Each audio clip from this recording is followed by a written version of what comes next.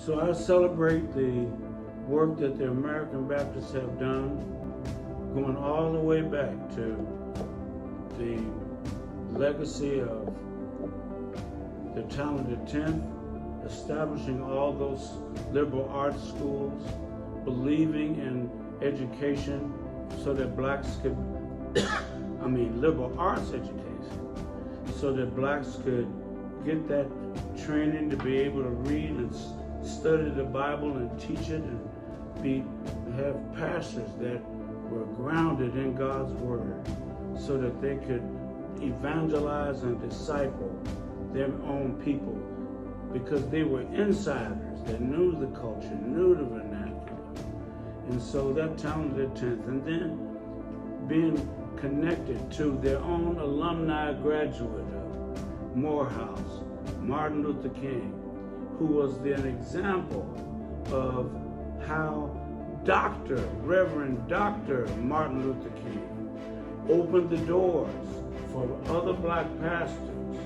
Remember, the black leaders were evaluated on their ability to read and write. The number one first black leader that came up was an escaped slave named Frederick Douglass, who taught himself to read and write. And he wrote his own newspaper.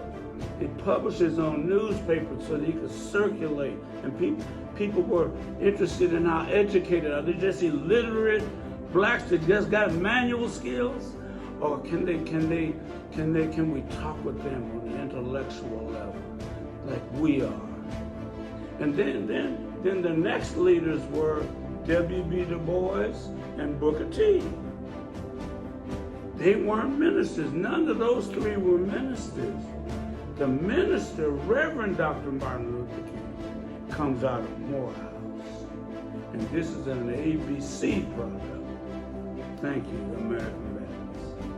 And so I mentioned these to talented 10th and the Civil Rights Movement to encourage this idea of apology ministry, because the American Baptist Home Mission Society, I met Reverend Webb, they continue on doing this work. And so I pray that the work of reconciliation work with apology ministry is going to be a successful.